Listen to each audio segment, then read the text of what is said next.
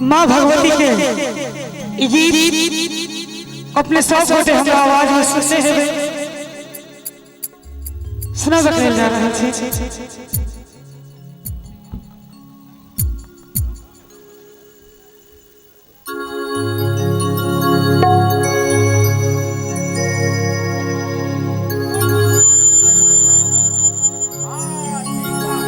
या देवी सर्वभूतेषु शक्तिरूपेण संस्थिता नमस्तस्यै नमस्तस्यै नमस्तस्यै नमो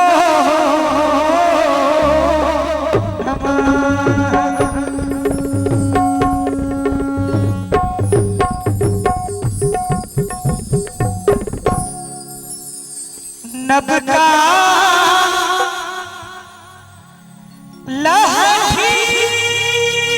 लहठीलो करब श्रृंगार हे जग जननी मैया नबका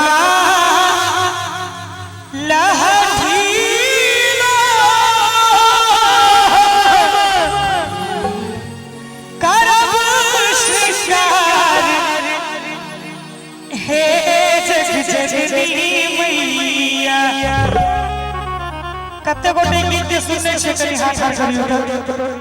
सब गोटे सुनने छे ना और ताली बजावे हमरा संगे संगे हैं जगमग करते आहा के दरबार ए जग जननी मैया जगमग करते आहा के दरबार ए जग जननी मैया नबका लहठीलो करब श्रृंगार हे जग जननी मैया नबका लहठीलो करब श्रृंगार हे जग जननी मैया जगमग करते आहा के दरबार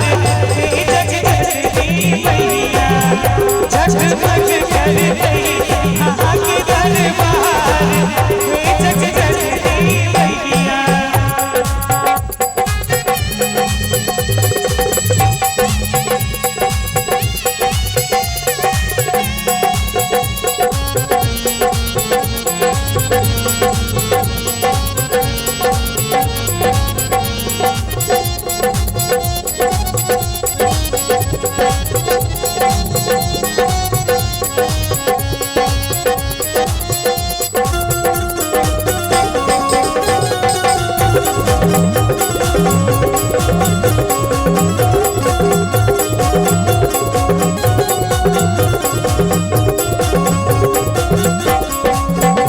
लाले रंग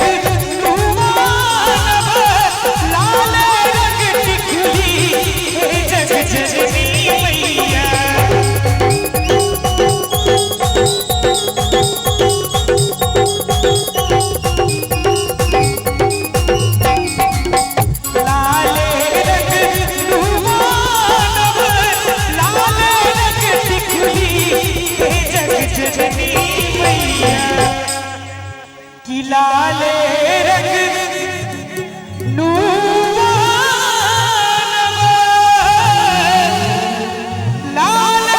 रंग टिकुली हे जग जननी मैया भजन नीक लागै छै लेकिन हाई बजै छै एखन भजन सुनाबे के कोनो मतलब नहीं बनै छै लेकिन अपन हाजिरी हम मैया लग लगेबे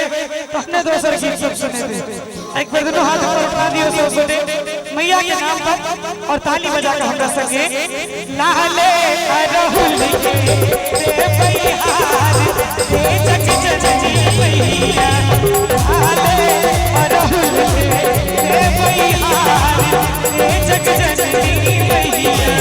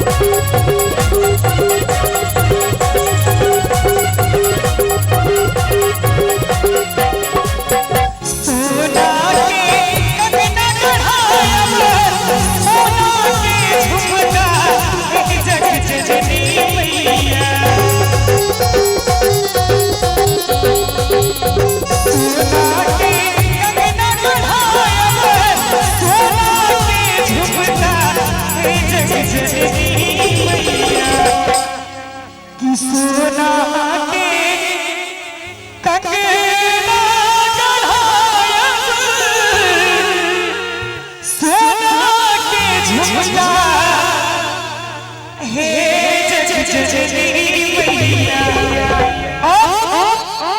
तई पर सोनूर झटकार जननी मैया तई पर सोनूर झटकार जननी मैया इधर अपना में बहुत पुरान और पारंपरिक होते जय झूठ पर गाओ जाय छे दुई भाई छलिया भात करती यहुआ ब्राह्मण दुई भाई छलिया भात करती यहुआ ब्राह्मण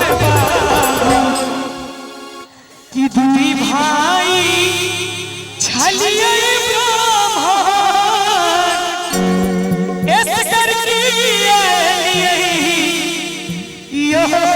ब्राह्मण बाबू